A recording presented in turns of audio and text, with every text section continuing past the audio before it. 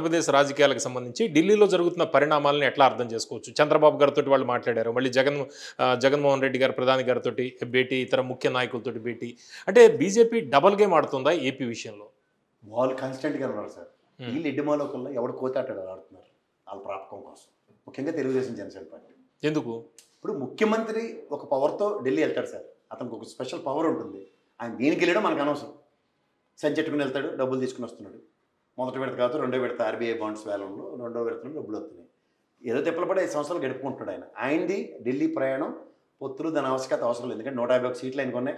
పార్లమెంట్లో ఎన్ని ఉన్నాయి తెలిసి 22 స్థానాలు ఉన్నాయి. రాజ్యసభలో ఇప్పుడు కాంగ్రెస్ చేస్తుంది దగ్గర. ఈయన వాళ్ళతో లాబీ చేయాల్సిన అవుతుంది. ఈయనతో వాళ్ళు లాబీ చేస్తారు. ఇది గ్రహించగలగాలి మనం.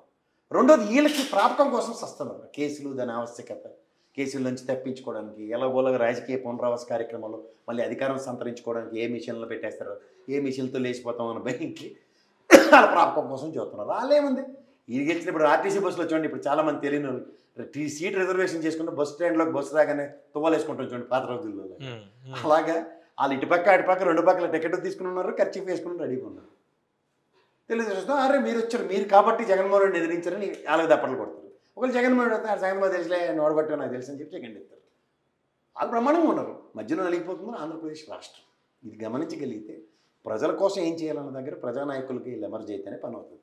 అంతేకాని వీళ్ళు ఆటలు వీళ్ళు ఆడుకొని మాకు అధికారమే పరమావధి, సంపద సృష్టిస్తాం, జాబ్ వస్తే బాబు వస్తుంది, ఈ కథలని ఇసుగెత్తితారు ప్రజలు.